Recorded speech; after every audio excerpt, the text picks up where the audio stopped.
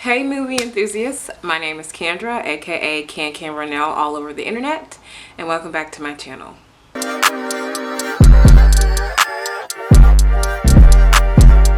So today we're going to be talking about the new movie A Sprinkle of Deceit, the Hannah Swensen mystery. So this is the second, I believe, Hannah Swensen mysteries of the year, and this is honestly my last mystery movie of the year because Hallmark has transitioned to Christmas Palooza until Christmas, and I typically don't start watching Christmas movies until after my birthday. So this is it. So let's get into it. So the first thing that I love to do is to read the synopsis before we jump into all of my opinions. So here we go.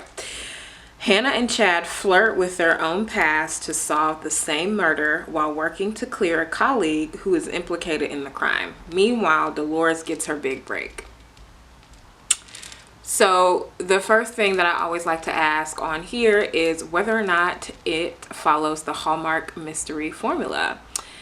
And in fact, like all of the other movies that they do, it actually does. So the Hallmark formula is typically predictable plots, the focus on character development, and happy endings. And that is exactly what happened in Sprinkle of Deceit.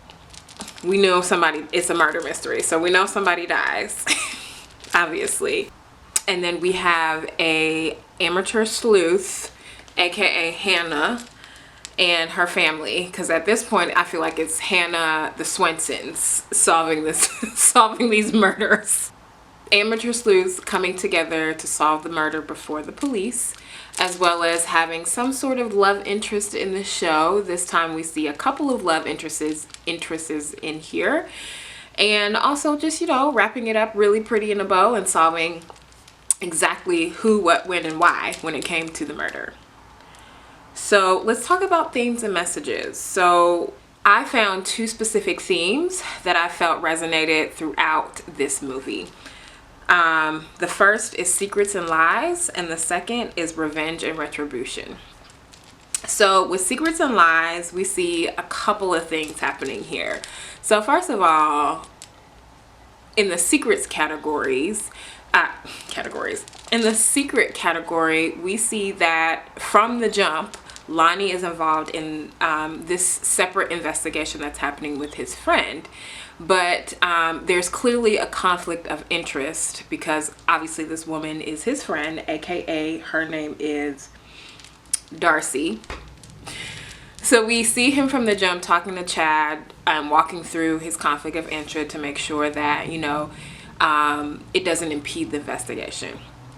So that's the first secret he tells, but he don't go into detail about what it is with their relationship. So we also see that secret perpetuated throughout this show because he does not tell Michelle, who he has been dating for not a very long time, but they've been dating for a while. And I'm not saying that you have to tell your partner, your significant other, all of your secrets, or even just your past relationships, because, you know, the past is the past. But when that past relationship is now becoming something in the present, I feel like Michelle had every right to be upset at Lonnie for not telling her about him dating Darcy in the past, because like why would you not? Michelle is upset because Lonnie did not tell her about his past relationship with Darcy, and that comes up in a big way because Darcy is the murder victim in this movie. And so like he becomes the number one suspect in this whole thing because he was the last one to see Darcy before she was murdered. And I understand why Michelle was upset about it, because it's just like, you could have just told me that you dated. Like, why is it it's because then it feels like, now I'm not sure Michelle felt like this, I feel like I'm sprinkling my own opinion in this, but like at that point it's just like, if it wasn't such a big deal, why would you wait until like everything has hit the fan before you tell me this, right? It's like, so what you gotta hide? But that might be me projecting projecting about my own internal issues. We also see another secret slash lie. I don't know how you want to frame this, but I think it's a little bit of both. And that's Darcy and Brian's affair. So it's becoming very incestuous in Lake Eden, or Eden Lake. I forget which one it's called now in the new series. Whatever.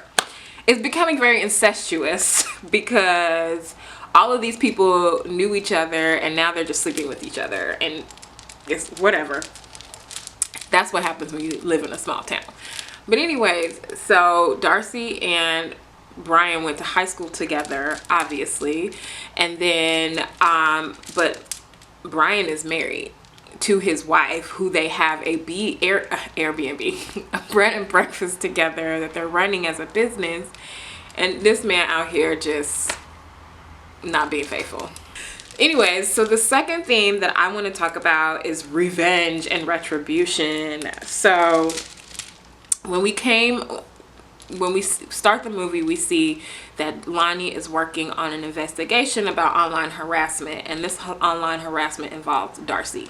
And so one thing that I cannot for the life of me remember her name right now, but the woman, Brian's wife, says at their high school reunion that, you know, Darcy is all about retribution, okay? And so Darcy was working at this auto body shop and didn't do no work. That's my assumption. She either didn't do no work or wasn't doing her job correctly, and she got fired. And so she then files charges against her former employer because he's harassing her online. Supposedly, allegedly harassing her online. That's a good word for that. And so what we find out through the course of the show is Darcy was the one harassing herself. This man don't know nothing about that. And so we see that she's very much into a revenge. I'm gonna get what's mine. The other thing we see is the revenge for Brian's affair. So now I am a little, now this is a little more of my opinion that I'm sprinkling here, but I'm a little conflicted about this because I think in a relationship, if somebody cheats, I don't think it's right to always go after the other person that's not in the relationship. Like, we always see that perpetuated, and it's just like, Brian was married, knows he was married. He chose this woman, he chose to marry this woman, and now he's choosing to step outside of their marriage. So like, the fact that she chose to go after Darcy, like kill Darcy, versus confronting your husband, like, that doesn't make any sense to me. But anyways, we see her getting her little revenge on and killing Darcy because she slept with her man.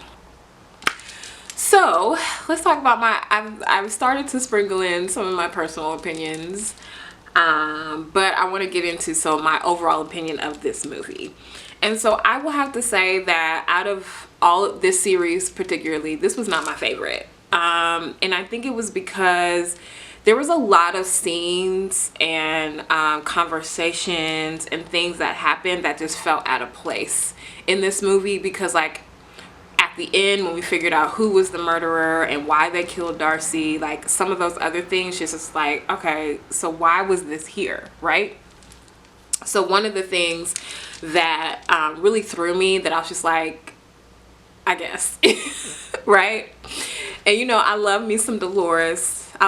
Dolores is living her best life, and I want to be her when I grow up, because she has lived multiple lives. Like, anything she has wanted to do or try, we have seen her do just that. And so she was a PI, and now apparently she's an actress, excuse me. And so this scene about them shooting a commercial, and then Dolores being chosen because the original episode itself just felt a little disjointed to me, and so that's why it was hard to take it seriously and why it wasn't my favorite. Like, I'm not saying that the other episodes don't have a random, like, another storyline that doesn't really fit the rest of the plot, but it wasn't. I feel like this particular plot had nothing to do, like, excuse me, this particular storyline with the commercial and Dolores acting had literally nothing to do with the rest of the plot, versus in previous episodes when they do have another storyline, it somehow weaves itself into, or like there's a point to it and it like makes sense to the overall plot, and it didn't for me, and that's why I was just like, this is okay. And honestly, I think that's why I've been procrastinating creating this video, because I couldn't put my finger on why I didn't like this as much as I have the other ones, but maybe that was it. Maybe it just felt disjointed. And also, and this could possibly be to the fact that because it felt a lot disjointed, I started losing interest in it. At the end, when Hannah figures out that the convertible who was actually seen as the last person to see Darcy alive after Lonnie left was an orange convertible. That's what the witness said they saw. And when Hannah realized that it wasn't an orange convertible, but in fact a white convertible, and she followed this convertible home, that scene from the start, like all of that just felt out of place. Like I missed something. Like it just kind of, the episode moved really quickly, but not. And so I felt like there was something that should have happened before that, but didn't. Because I've watched it 2 more times since the original viewing, and that scene still feels like it was very rushed and something is missing there. And that's why the ending, just when we got to the killer, I was like, oh, okay, we're done. But outside of that, like I said, it's not my favorite, but there were some good things that I loved about it. So I love that we got to focus on Lonnie and Michelle's relationship. Like, I feel like, I know this is the Hannah Swensen movies in the series, but her whole family helps her. Her 2 sisters, even though one of them does not live in the state anymore, but that's neither here nor there. Her 2 sisters and her mom always helps her solve these mysteries, and so we get to know them as like we get to know a little more about them because of this. And so we haven't really gotten to know Michelle or Lonnie since they moved from Hannah Murder She Bakes to Hannah Swensen Mysteries. And so she just kind of came on the scene.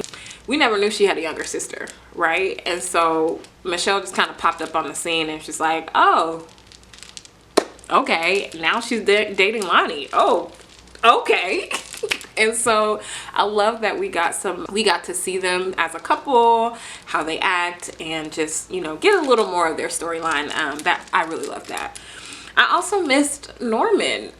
I don't know if he just wasn't available to shoot this movie, but I've missed him. So, but maybe he'll come back when they're finished with their Christmas Palooza.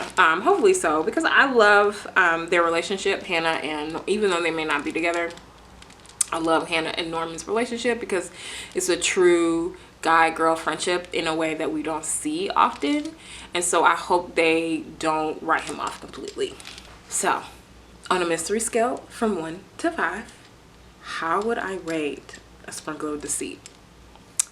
I would give it, so originally I had it a 3, like a middle of the road, but the more I keep talking about what I didn't like, I realized that it probably should be a 2.5. It wasn't a 2 per se, where it's just like I'm questioning my life about why I even decided to watch this.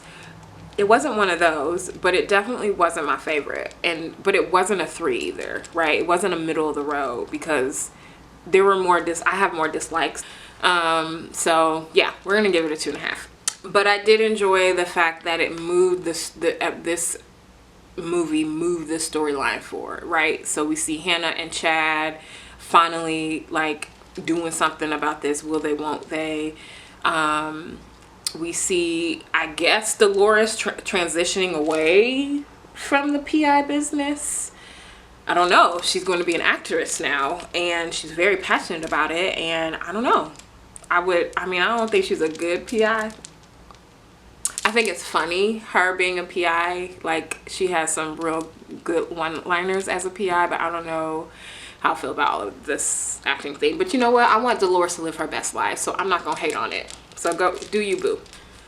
So in conclusion, Sprinkle of Deceit was not my favorite movie. I think if you're looking for something to put on in the background while you're doing something else, this is the movie for that.